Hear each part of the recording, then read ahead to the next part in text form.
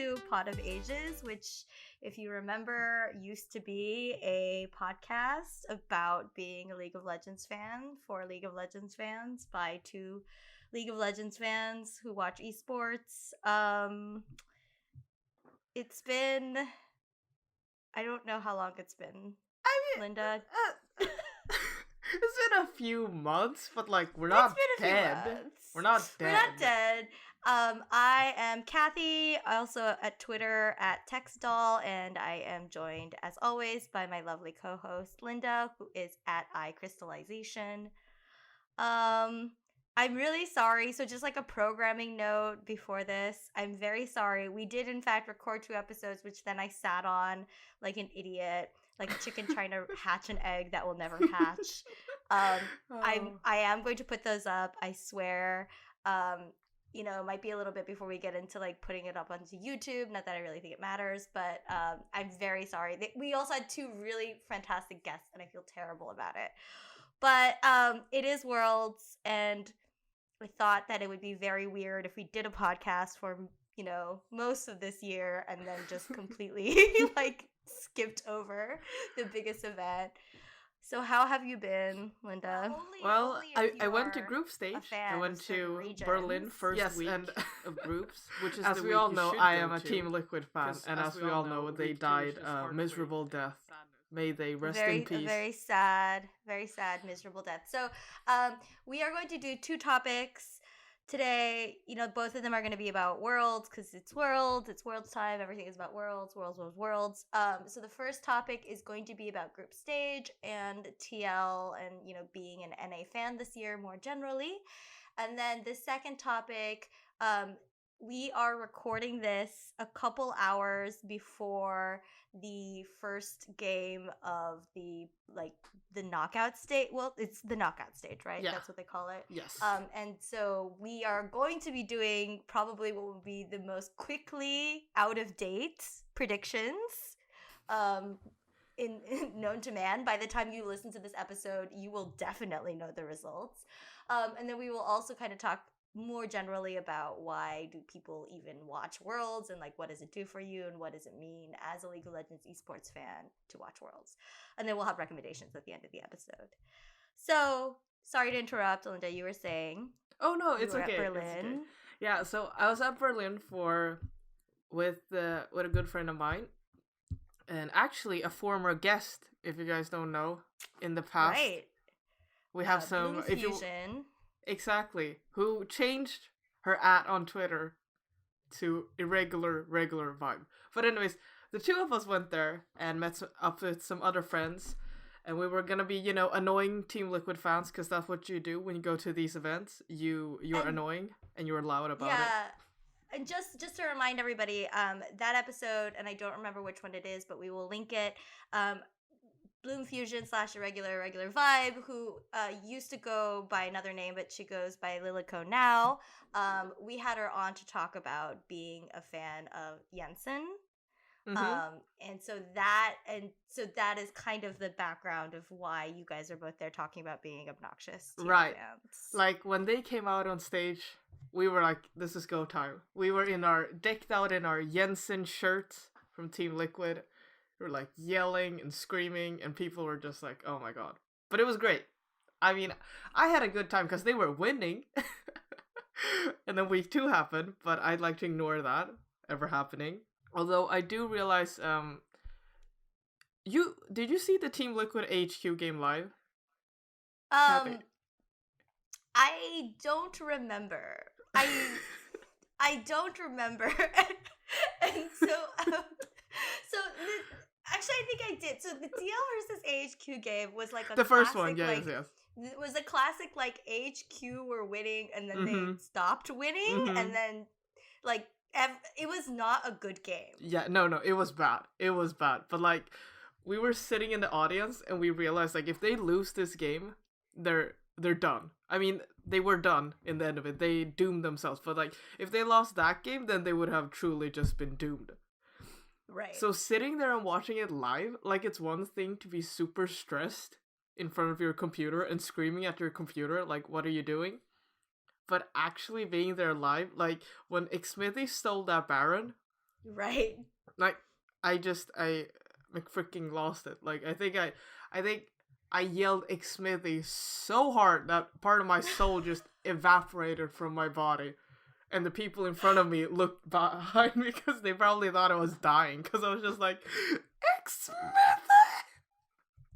Yeah. I was like, oh, I'm trying to God. remember, was this the game where afterwards, I think it was either Jensen or Double Lift gave an interview where they were like, we didn't deserve to win this? Oh yeah, and Double Lift was like, I told Jake he could int the rest of the tournament if he wanted to Yeah. because of that steal. But yeah, that was an emotional roller coaster. That was literally wow. I was exhausted after that game. I just emotionally drained. So close to crying, but I was like pushing the tears back. Like, they don't deserve my tears. Not after that game, no. But oh boy. And I think, did they win their game against Damwon the first week when they were there? Yes, they did. And that was kind of why we all kind of thought for just a brief moment that there would be hope. exactly like the fools we were. Like the Yes. utter fools. Because TL ended up with a record of 3-3. Two of the wins were against HQ. And one of the wins was against Damwon. And so, this is, of course, I forget how many years in a row that it's been that Double Lift at least has been stuck in group stages. This is the second year in a row for TL where they've gone 3-3 and been stuck in group stages. And not to take anything away from the Damwon game, but it was that game that made us all think that just for a second, because to be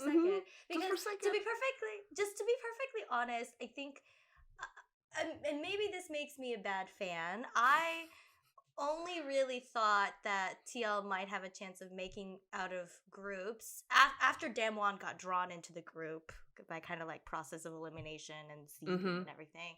I really thought that there was only going to be a chance for TL to make it if IG really had just like was mental boom for for the tournament.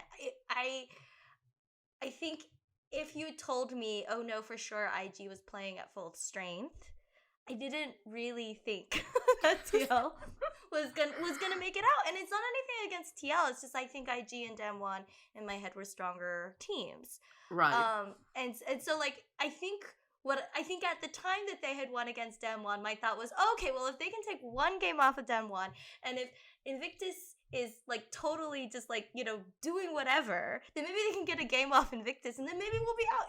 Like that. Right. Like, that's what I thought, and like.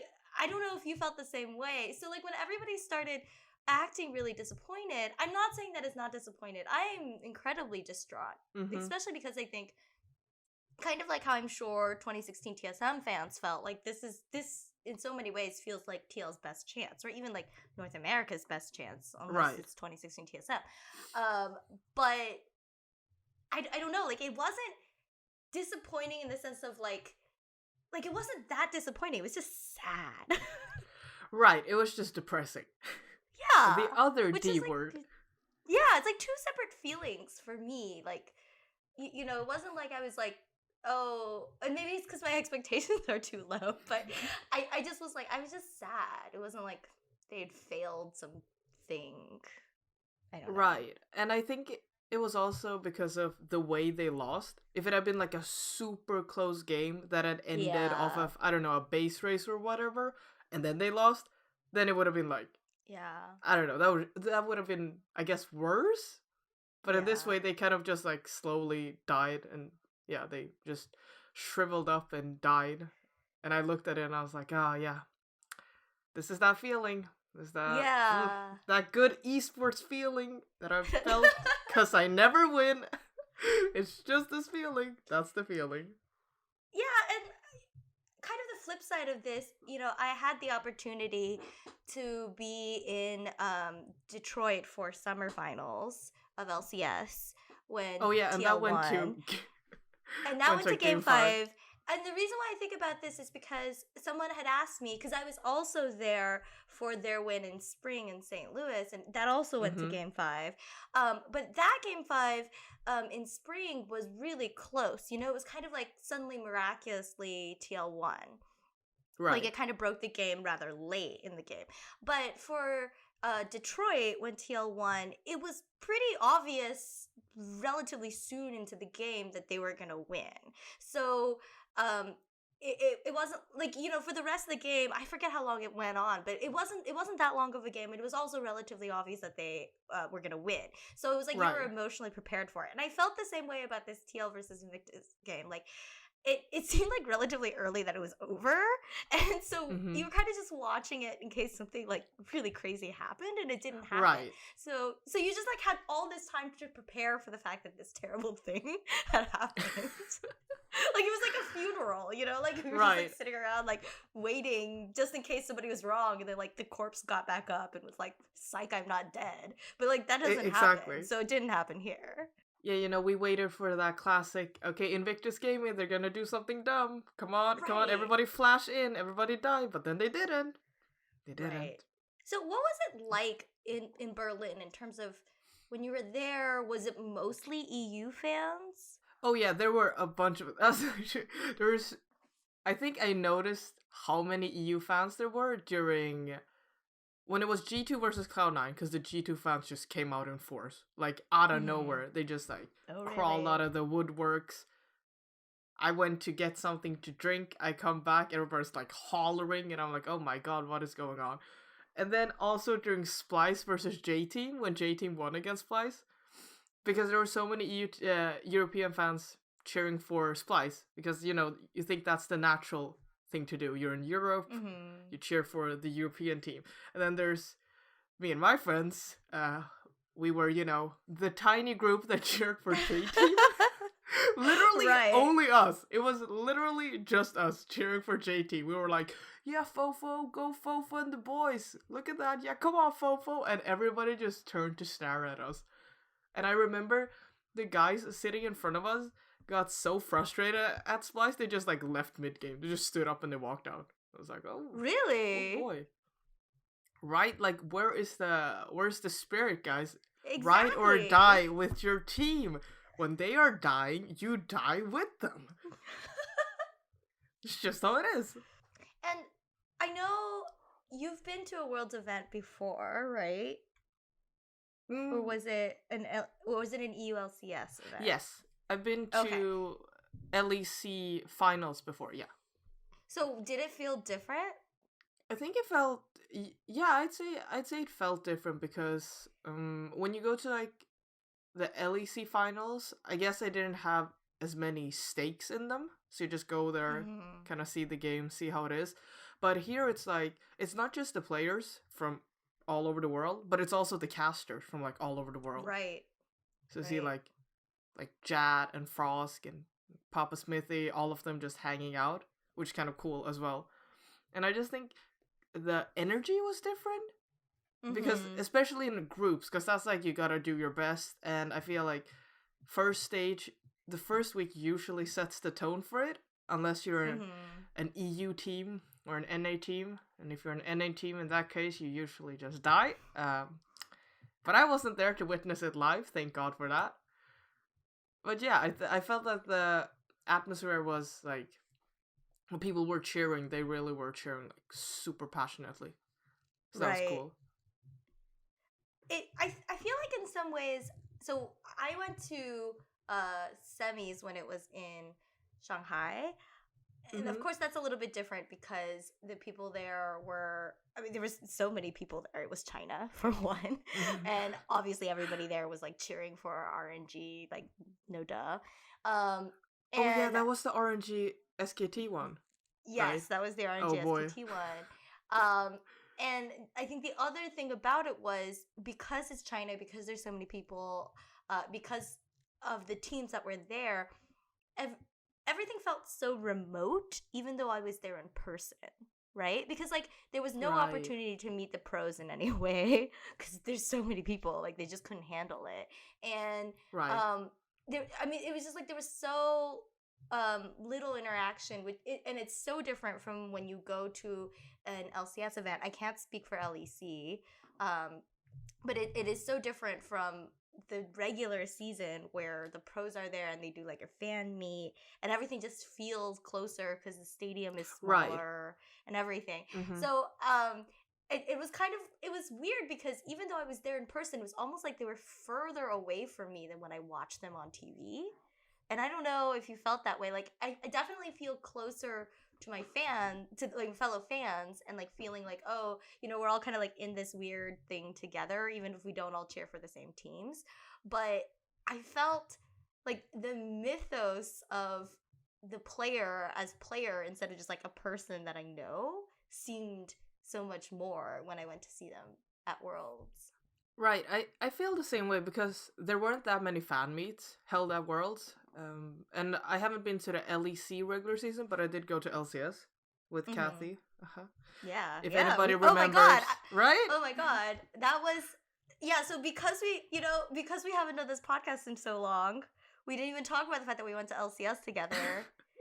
I mean, it's been so long. Riot has had League of Legends for 10 years, in the interim since we've recorded another podcast episode. Oh, I totally forgot about that. If you guys remember the very nice game between Cloud9 and Echo Fox in like week 7 or something, that's the game we went to. Seeing that game live, I was like, "Whoo boy, this peak League of Legends right here." Absolutely love it. But yeah, being there, it felt, I guess, a lot more intimate, very cozy because you're up so close, and the venue's a lot smaller. They have their fan meets, and you see them kind of just like chilling around. But at Worlds, the pros were very much separated from the fans and the audience. And only a few teams had set up their own fan meets. Like Griffin had their own fan meet, but none of the LPL teams had their fan meets. And then TL and Cloud9 had fan meets as well. But those fan meets were also like super fast. Like you just walked in, took a photo, you're like, okay, and then you go. While in the LCS, after you take the photos, you can also like stand back and have a chat with the pros one-on-one if you want to do that. Right. So I guess also because Worlds is a lot more serious, so people are more focused, and you kind of feel... Yeah, of course. Yeah. Like, not to say people aren't focused during the regular season, but, you're at Worlds. So you kind of feel bad for bothering the pros as well, which I guess is just a personal thought, but, like, I didn't want to feel like I was being pushy to pros. Right. And also the casters, because it's such a stressful moment. Everyone's running around, and you just want to get the show on the road and make it a great thing, because it's the biggest event of the year. So it was definitely a cool experience, and I mean, I loved all of it, but also it was very different from your regular season game. Was there anything surprising to you about group stage? And I guess I would preface this by saying in terms of either results or being there in person. I think, okay, I don't know if it's just me, but actually seeing Faker live was like, I was like, whoa, this dude is so cool. No, but like when I saw Faker, I was like, whoa, he's so cool. Cause like, I don't know, it's just, he doesn't even do anything. But it's just, I guess it's just like, you hear so much about Faker, you see Faker do his crazy things. Like, it feels like we kind of watched Faker grow up or something, like through this game. And then to finally see him live, that was like, wow. That was really, because before that, I already met Jensen and like Team Liquid at LCS. So seeing them again, I was like, oh yeah, that's my boys. But then when you see players like when I saw Faker and then I saw Rookie, I was like, that's my son right there. My boy Rookie, right? Right. And then when I heard Score was in the arena, but I never met him. I was going to bring that up because I didn't realize until you had already left. You knew this, but and for those of you listening who may not follow LCK as closely, so Score, who sadly has decided to retire, and most likely will be enlisting in the army. Oh God. So this summer was probably the last professional League of Legends game he will play. It's not necessarily for certain. He could always come back. It's unlikely. But kind of, I guess, like as one last hurrah, he went to EU I think during the group stages, I'm not sure if he's still there, but he did these kind of long like visits to all the different LCK teams, and it was really funny. And so he was in the audience, and I saw that Hajin Sun, who does translations for a lot of esports events, but is working this event. Got a selfie with Score, and I was like, immediately, Right. I was like, Linda, did you know that Score was there? And you did know that Score was there, but I you didn't get an did. opportunity to meet him. Yeah, like I was sitting in the audience. Is day one of groups, and we're sitting in the audience. We're waiting for the first game, and I'm scrolling through Twitter as you do, and somebody uploads this photo, and it's like, oh my god, Score is at the venue, and he's standing outside. There's a balcony near the concession stands, and he was standing there, and someone snapped a photo of him like doing an interview. Like Scores, I didn't know Scores at Worlds, and when I saw that, like I froze for a split second. I just stared at my phone. I think, I think like a part of me just died for a moment. Cause the image of what if I meet Score just like went into my head, and I just thought like, what if I meet him? I did not meet him, sadly, but like if I did meet him, I Um, don't know. I think I literally would have freaked out internally, of course, not externally, it's but such a internally. it's such a missed opportunity. I really wish you got to meet him. I mean, I don't know what you would say, and I don't know what you would do, I but it does feel so sad that this might be the last opportunity you'll have to meet Score at an right. esports event, and like both of you were there, sort of, as guests, right? Like We not breathed the same air, but we didn't meet. exactly, yeah. What would I impress him with my incredible Korean? As we all know, we don't know because I don't know Korean, but I would have totally impressed him by saying hello, and that's about it. Yeah. Yeah, but you have a KT rollster button on your jean jacket, don't you? Oh yeah, no, I have the KT roaster jackets. I have the one with Score on it, and I'm so sad that if I'd known he would be there, I should have brought it. Like this I distress know. signal, I walked out in know. it, and then he would have seen Ah. me and be like, "I'm sorry," and I would have been like, "No, it's not your fault. Nothing is ever your fault. Don't ever think that way." Well, so that was kind of group stages. I think, Mhm. just to kind of bring this back into actual esports, I think for the most part the results shook out the way I thought they were going to. Um, I don't know. I don't know if you feel the same way, but definitely I think like the people that I expected to get out, or the people that got out, like maybe the 1 and 2 seed placings were not exactly what some people would have thought, but I feel like Right. we're kind of on track. Exactly. I think, yeah, I mean, like, when you look at the groups and you look at the end results, I think the only one that stands out, I guess, is Fnatic making it out, just because their group was so stacked with Yes. SKT, RNG, and Fnatic. And, the Yeehaw boys clutch, but they were just there to learn. They were there to have a good time. It was, Yeah. and that's fine. That's fine. But yeah, when Fnatic made it out, it was like, I guess it was the way they made it out. Just Yes. smashing their week as European teams do in week 2.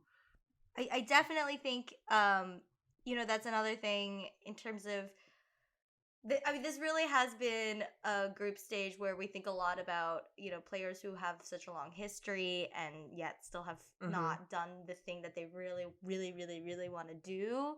And RNG is one of them, right? Like, Uzi has been trying for so long to win Worlds. And, like, obviously, all players who have played this long have, but it always feels like he's just on the cusp of truly making Right. it. Like he is always in contention in a way that I feel, again, I love double lift, but like in a way that he maybe hasn't, right? Because he hasn't Mm-hmm. always been on a team that is that strong. So yeah, I do think him and RNG not making it out even of groups, it is a little sad. Although, Fnatic really buckled themselves down and Oh, made it right. in, Oh, in yeah. week 2. So like I don't want to take away from that. I think it was like RNG was doing less than what we expected, and Fnatic definitely showed up. So Mm-hmm. I'm just sad that because RNG versus Fnatic, that game, the final decider was also, I feel like, IG versus TL, that like you knew RNG was Yeah. gonna lose. Like Yeah. when the first few kills rolled in, you were like, okay, yeah, this is pretty much like Yeah. it's not gonna work out. This is not gonna work out, Chief. I'm sorry. Pack up the bags. Let's just get out of here. But I don't know. I hope that knockout stage will be. I don't know. I don't actually know because now all my teams are dead. So what stakes do I have really? I'm just Yeah, here to so watch. let's talk about knockouts. So tomorrow, well, not maybe tomorrow, in a few hours, we're gonna Right. have Griffin versus IG, and then Oof. FPX Fun Plus Phoenix versus Fnatic. Mm-hmm. So what? I don't remember. Disclaimer, Linda and I are in the same pick'ems group, but I cannot remember what I picked. So if I say something that's like not what I did for pick'ems, just know it's because I have the analytical like strength of a paper bag and I am just saying what feels right at this moment. So I don't know. I feel like Griffin versus IG is really hard. Yeah, because especially since Griffin looked really good in their last games. Like they beat G2 very handily, twice at that. And I don't know if it's because G2 was, having a few happy games, as IG would know. I don't think they were. Right? I think maybe Right? Griffin is just that good. Right. I think that Griffin, which really props to the players because they've been through. I'm not the biggest Griffin fan, but like Yeah. the players went through a lot because their management was just all over the place with Yeah. all the drama going on, and I can't imagine how much the community was into them, both like the Western, the Korean, like all kinds of forums. So for them to really just like, no, we're gonna, they didn't crumble under Yeah. that kind of pressure. And a lot of people worry about the whole Griffin's gonna choke thing, but like, I guess this is the moment where they really show up. Like, are they gonna do well in a best of five? Because so far they have not done well in best of fives. But if they're gonna show Yeah. up at some point, then doing it at Worlds would be like the best thing. So Like I want part of me wants to say Griffin because that story is really great and mm-hmm. they have when they really have the trust in each other to play, then they look amazing. But that same thing can be said about IG, right?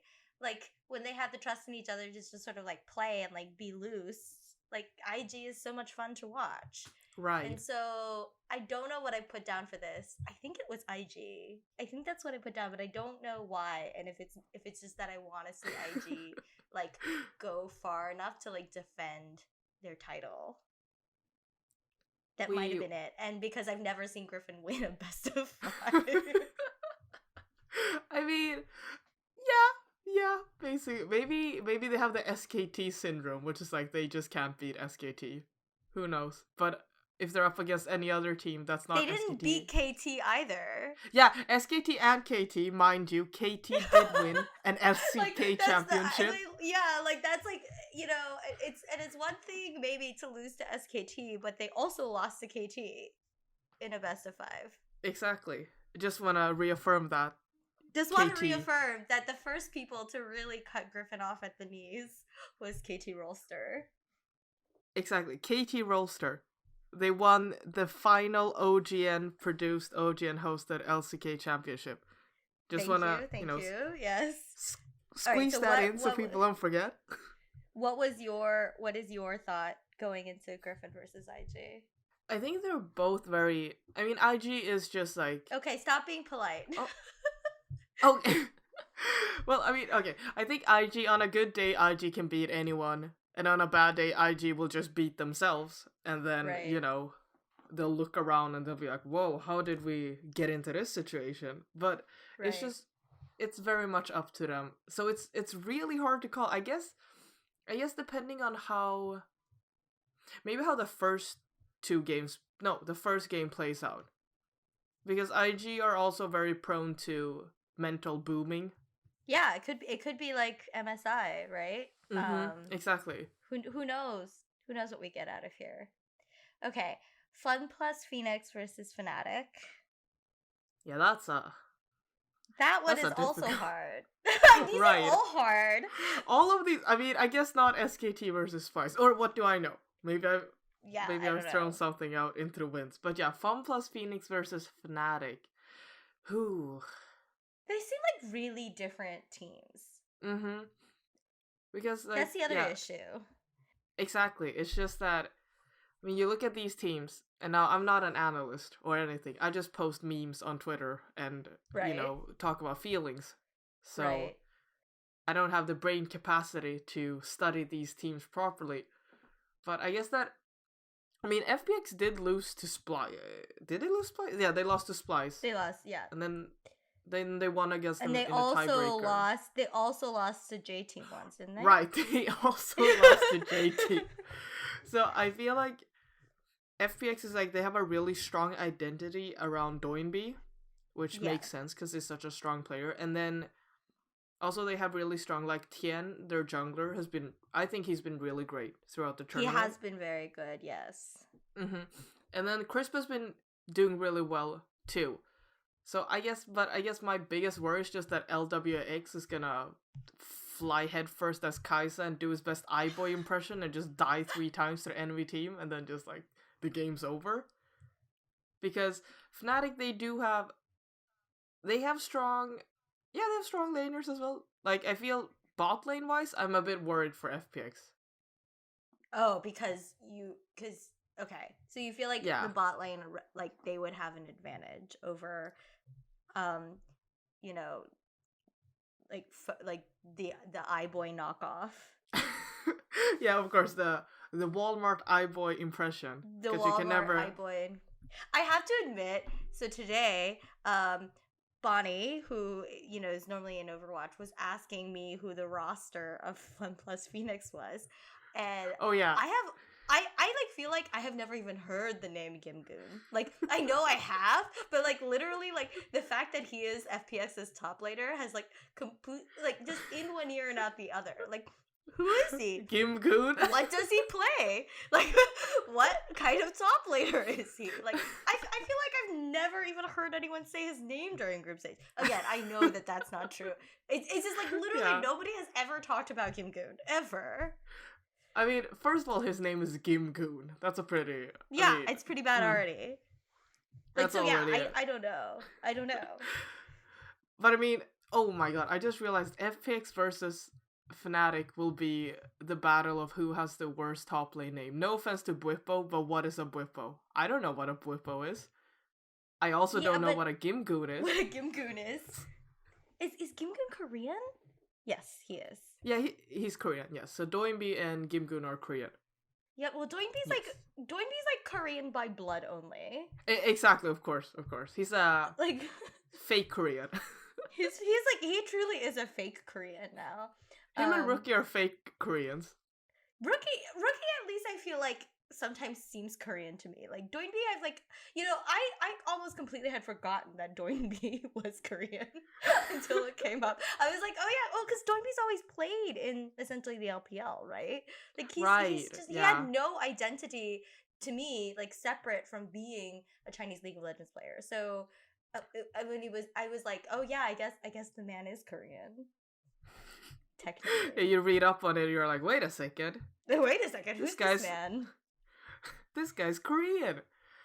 But yeah, I think that tomorrow's games, or not tomorrow, in a few hours, the games that will happen in a few hours, because we're recording this at a great time, time zones and all that. Yeah, perfect. I offered to record afterwards. Yes. You were the one who wanted to do this. Yeah, well, I don't sleep, so it's fine. It's the true. esports life. True. I think that the games Griffin IG, FunPlus versus Fnatic will be more exciting than SKT Splice and G2 Damwon. Just because I feel Why? Like, do you think G2 is gonna like knock out Damwon or what? I don't know, I guess it's just because like I feel like Damwon and G2 could actually go either way, but I would expect G2 to come out the gates like flying. Mm-hmm. And as for SKT Splice, I mean, who knows? It could be a Misfits 2.0 oh, but this time they succeed and they just take down SKT, that would actually be huge. But I don't know, Splice looked kind of shaky in their groups. Yeah. Like, when you consider the teams they went up to compared to, like, the teams SKT went up to, that's like, yeah. I don't know, but what do you think? I think, I don't know, like, like G2 also like to make things difficult for themselves. And so I don't know, if they do some of that and let themselves get pushed around a little bit, I think maybe Damwon can take advantage of that.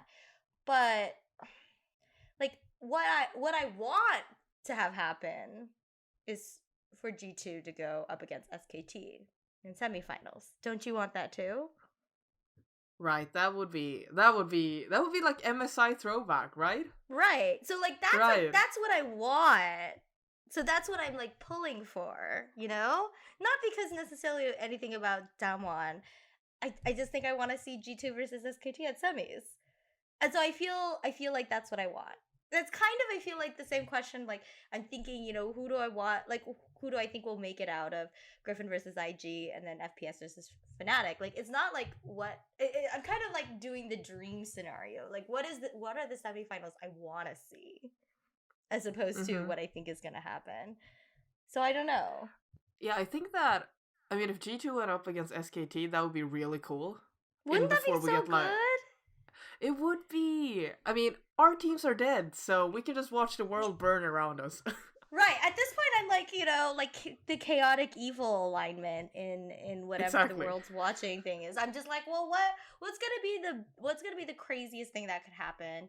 That will, like, I mean, okay, obviously the craziest thing that can happen is like Splice goes out, Splice knocks SKT out and goes against either Damwon and GT. Like, obviously that's but I mean, like, what is the craziest thing that could happen and that I also want to like watch it?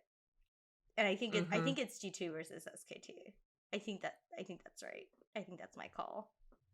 In before we get like LCK Autumn all over again. I know, right? Like what? Like one team, like, and then it's just like LCK.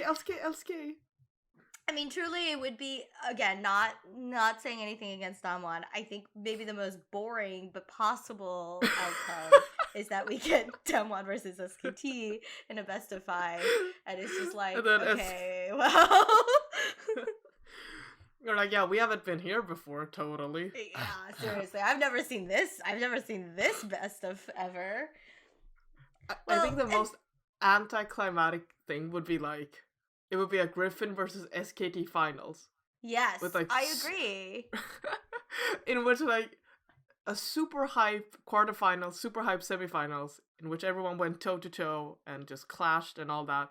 And then it's finals, SKT Griffin, and then Griffin gets like smashed 3-0. Yeah, like, see, that would be the worst. It'd be one thing if it was SKT versus Griffin at the finals, and then Griffin clutch it out in a miraculous best of 5 where they finally win, and like all of us will cry. Like, literally, like, that's one of those things where anybody who's watched LCK regularly would immediately like get very emotional about that, because it's been such a long time coming, right? But the hilarious thing is, if we get SKT versus Griffin, it could go exactly the opposite way, and it's like a 3-0 for SKT, and we're like, well, I'm glad we flew them all the way out, like, here to do this. So. You're like, well, I mean, I hope you enjoyed the opening ceremony, because that's about all we got. I do think that will be a lot of fun. I haven't thought about that. I do think that. I'm trying to think, because it's been a really long time since a best of 5, like a World's Finals went the distance. I think 2016, when it was SKT versus Samsung Galaxy, that went to the 5th game, and that was a fun finals. I felt that was a very fun finals. But after that, it's just been like 3-0s. It's just 3-0s, 3-0s, 3-0s. And not competitive 3-0s. Like, very... definitive 3-0s. I agree. So I mean, there's a lot of possibilities. I have no idea what my pick'ems say. I have no idea what your pick'ems say. It'll be fun. It'll definitely be fun. Right, because like, no emotional investment. What's gonna hurt me? Exactly. Nothing can hurt me. So, kind of like topic 2.5 here is Mm-hmm. I really wanted to talk to you about, why do we even watch Worlds? And to put some context in this question, um, I think there are kind of like two modes of watching League of Legends, and the mode that most people pick is that you have some sort of investment in a team or a player or something, right? And the thing with Worlds is Mm-hmm. it's very unlikely, unless you're a fan of like only the strongest teams, that your team is gonna win. Like you kind of just accept that when you watch it, they're not gonna win, Mm-hmm. and the odds are so like not in your favor, right? Because there's so many teams that go in and only one team wins at the end of it. And Right. so and and so I kind of like wonder, but I feel like it's not like fans almost never stop watching Worlds just because their team gets kicked out. Like I've never met somebody who's like, well, I was like an AHQ fan and then I stopped watching Worlds because AHQ is gone. Like that's like such a wild statement to make. First of all, an HQ fan. That's Okay, already. let me rephrase this. Like you're right, because that's pretty rare. So like a Cloud9 fan, okay, like a Cloud9 Okay, yeah. fan, right? I don't think I've ever met somebody who was like, I'm a Cloud9 fan. They made it out of groups. They lost at quarters, Mm-hmm. and then I stopped watching Worlds, right? Like you always keep Right. watching it, and I kind of wonder, why do you think that is, and do you think like do you think that says something either about like the fandom and its size or the esport or just like how things are run? I think it's just like this whole like worlds, this concept of world championship, and that I guess in esports, because everything is so connected, you see everything on Twitter and all of that, depending on who you follow. But like everything is so connected that if you miss a series and somebody was like, "Oh, this was the greatest thing ever," or "Oh, I can't believe they did this and that play," you feel like you're left out of it. Yeah. So you, even if you're not super invested, you might just tune in and have the game play on in the background. Like I remember 2017 Worlds when EDG didn't make it out of groups, and that was the most emotionally exhausting Worlds I have ever watched. Like watching Yeah. that Worlds, literally, yeah, I don't even know. I did not come out the same person after 2017 Worlds. I was a changed woman after that. But even felt that even though EDG's dead and I'm dead, and like I don't even know if I have the energy to keep watching Worlds, I still tuned in to the knockout stage and finals and all of that because I felt like I guess it's such a big event and everything builds up to this event for better or for worse. So you feel like you Yeah. kind of have to see it come to an end. Like you have to see the outcome of it. Yeah, and I think it's really interesting because I live in America. Um, the big kind of event is the Super Bowl, right? Which is American Mm-hmm. football, and I don't watch American football. Like I'm not joking when I say I do not watch it. Okay, and every year when it comes around, I had to Google who's in the Super Bowl, and then I kind of watch it, or I go to a watch party just so I know. Um, when I go into work the next day, like who won, because everybody's going to be talking about it. Yeah.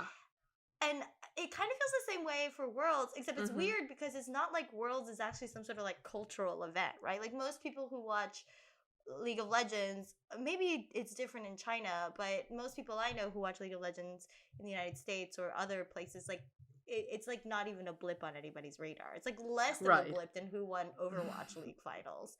And so it's like it's odd to me because I just feel like we all put so much importance on this event, and somebody once said, and I don't remember who it was, who said, Worlds isn't about actually determining who is the best team in the world. It's about determining who is the best team at this event, right? But because everything feeds into this one event and we so rarely get international events, it does feel like the idea that this tournament determines who is the best team in the world, almost sometimes like of all time, Right. is so strong when you talk to anybody who is into League of Legends esports and watches Worlds in a way that I feel like is unlike anything else, except maybe like the World Cup. But that like happens once every 4 years, right? Like Right. like a yearly event where this happens, and like everybody puts so much importance on it. Like if you don't make it out, of groups or whatever, it's like your like whole year was worthless. Right. And that's, I mean, I think it's pretty sad that it's kind of like Yeah. that. Like you do so much and you work so hard. I think RNG last year is a pretty good example. Like they literally won everything that there was to win except for Worlds. Yes. And then they get knocked down in quarterfinals to G2.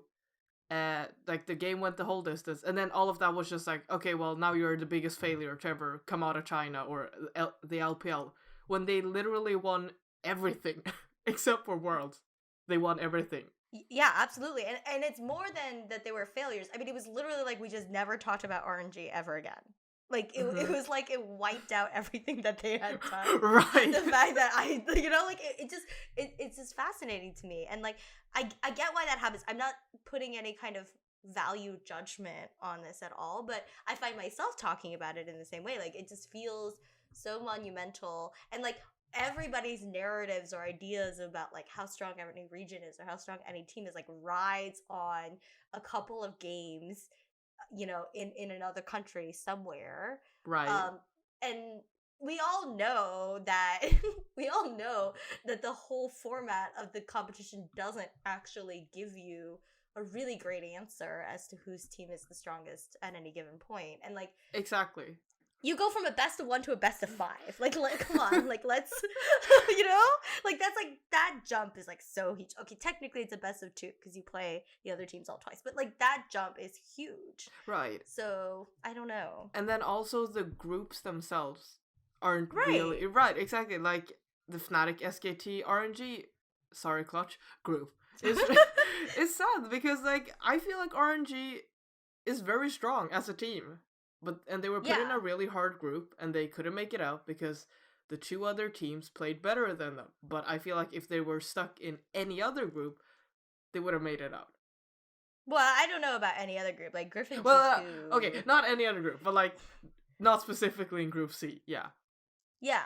No, I agree, and like and again, not taking anything away from Group B or J Team or GAM Esports, I think if you had put RNG, like if you swapped out GAM and RNG, like you may have very different results, right? And so, exactly. but like those are the games we play every time with any competition. But I feel it so strongly when we go to Worlds because like it's such an arbitrary format in some ways, and like we try to make sense of the results we are given. And I'm not very good at it. Like, clearly like some people like Jat like have really great like predictions, and I'm not one of those people. And it just kind of feels like for when you really think about what Worlds is versus like how much importance we put on it, it feels really different. But I do think it is really fun because it's like, everybody's talking about the same thing all of a sudden, right? Yeah. Like exactly. Everybody, you can depend on everybody to have some opinion about something. It feels like everyone, even if you're just someone who watches LCK or whatever, like if you only zone in on one region, as soon as Worlds happens, it's like everybody just comes together to discuss. Yeah. Yeah, for sure. And, I mean, I like Worlds as an event, just because it brings so many people together and all of that, but I do feel a bit sad about, the whole narrative around, like, it all builds up to this, and if you didn't succeed, well, then you're a failure. And just, like, not taking into account how difficult it is to make it to Worlds in the first place. Absolutely. And I don't think this is something that just the fans do. The players have said this over and over and over again. Like, all that matters is, 1, being able to make it to Worlds, and 2, when you're there, like, if you don't do as good or if not better than what people expect you to do, then it's like almost like, why are you even here, right? Like it's very rare that you get a team like Clutch where you're there and people are just kind of like really happy that you got to participate, right? Like exactly. Like that's very rare, like for that kind of team to go in with that feeling. Like I'm pretty sure for J Team and Hong Kong Attitude, like every game they don't win is like this terrible black mark against both them and the region, which right? Which is like really sad for Mm-hmm. LMS, but that's like kind of like how we feel about it. Like you represent everything and you kind of gotta like show it or not. And if you don't show it, it's like, it's not just like, oh, well, you lost. It's like, you know, you're worthless. Like your whole Right. year has been pointless. And yeah, I don't know. I don't know what to do about it. It's Mm-hmm. just like a really interesting phenomenon. Like it kind of all feeds into itself, you know, like because it's so important. We can't like really, because it's so important. I feel like, you know, Riot is really protective of like when it is during the year and like who, Exactly. and like put a lot of thought into like who gets to seed when. But like the more importance you put on it, the more it feeds back onto itself where it becomes super important. And then, you know, it's like that. And I then don't know. we just end up sad. That's the We just outcome end of it up all. We sad. just end up sad. But you know, also there is a joy. You know, the silver lining of not having a team is that you're just kind of happy when things happen, That's right? true. Like, That's true. I, I mean, I remember. You know, obviously, like 2018 was really hard because KT got kicked out. But then once KT got kicked out, it was like it was like, well, I mean, they're gone. Like that's the worst. That's the worst thing that's gonna happen to me in this world. You know, Right. like nothing more can hurt me because that's it. They're Exactly. Like gone.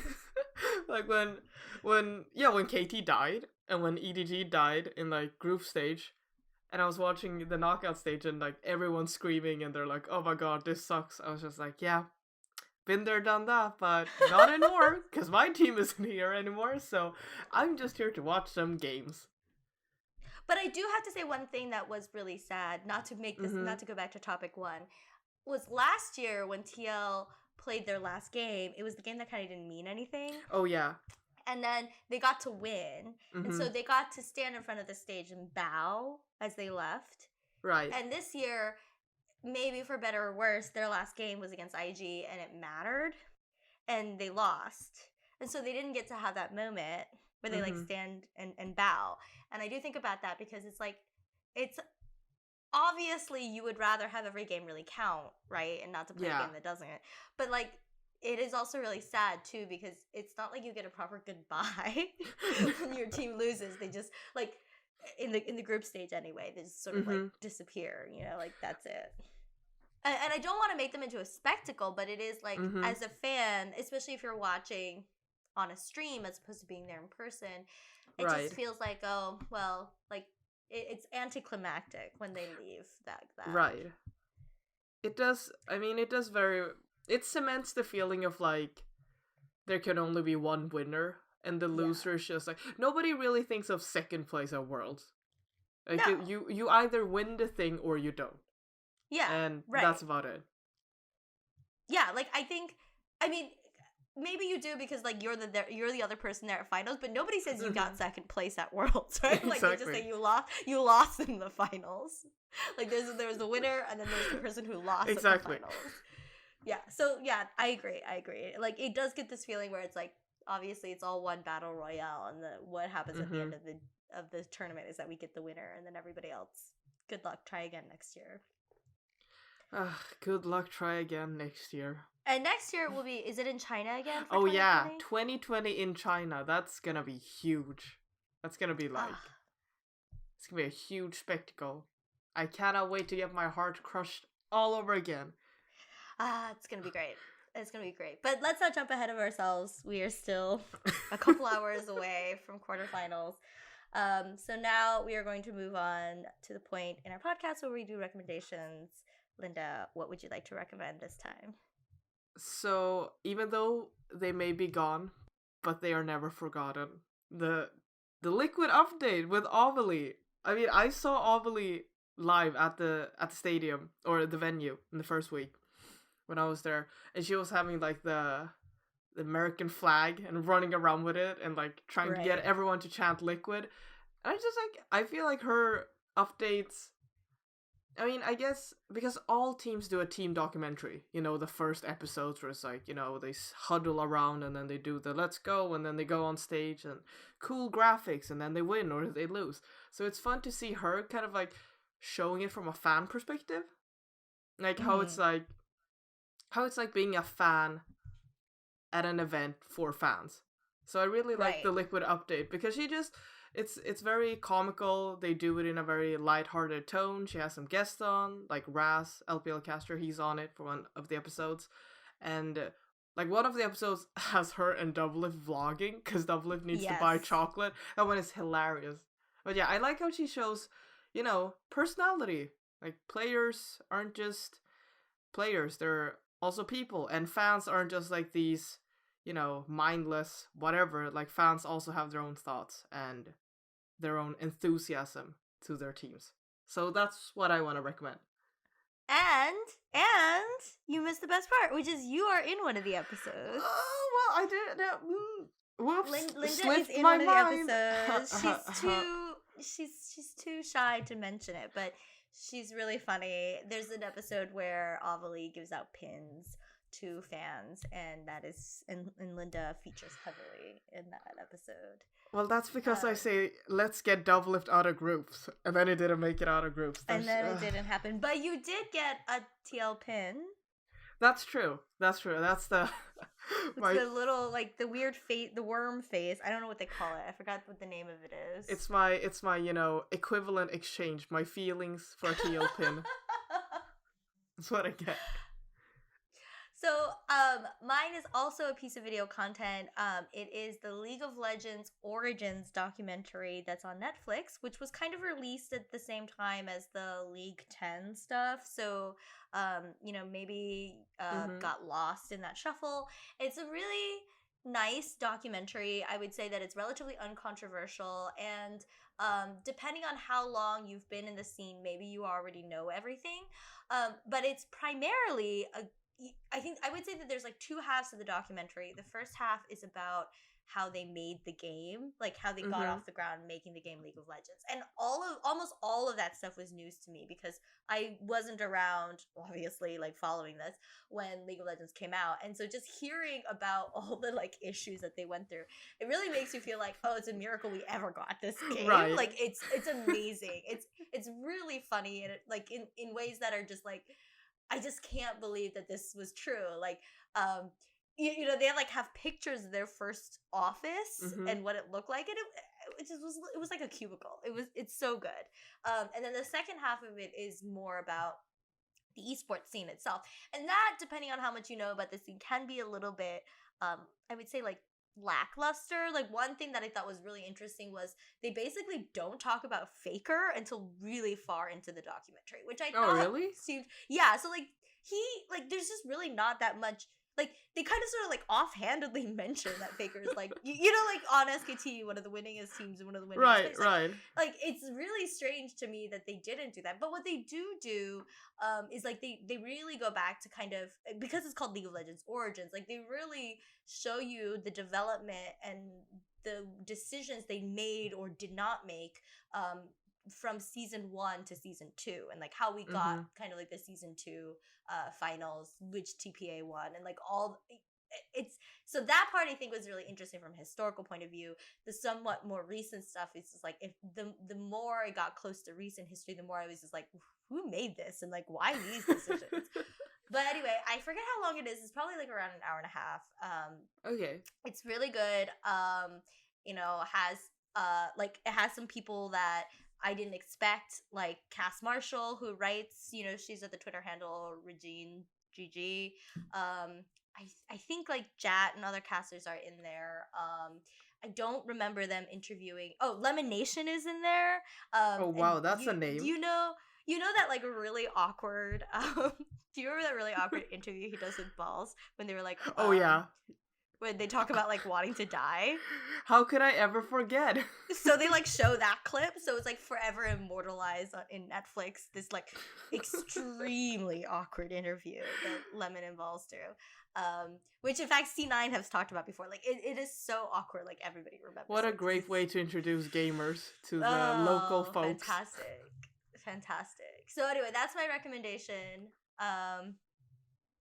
It was really good to talk to you again, Linda. It's good. It's good to. I mean, I like our podcast. I'm glad that it's up. I mean, it has been sorry, up. It's me.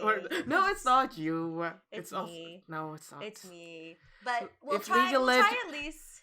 If League of Legends has taught me anything, it's that this is a team game. It's True. Yes, we all share blame. we all share blame. Yeah, if I'm the shot caller, it was my fault for making the call, but then you also followed and we both jumped. Exactly, but then I also decided to flash into the enemy team. So we're both at fault. We play IG like here, you know. Exactly. We just all run into our deaths. You know, you can find us on SoundCloud, probably on YouTube if I manage to get my stuff together. And we will try at least to see out Worlds, which means I think we'll see you again after. What happens in 2 weeks? In 2 weeks, finals. Okay. Well, we'll probably see you after finals where we'll talk about all of Worlds, and then we might have another episode at the very end where we do like maybe like All Stars and off season. And off season. Oh God. Off season. I know. I hate saying this because it seems like so far away, but it's really not that far away. Mm-hmm. It's like a month. Right. So thank you guys for listening. On behalf of Linda, who is again at iCrystallization on Twitter. We will see you in 2 weeks. Bye. Bye.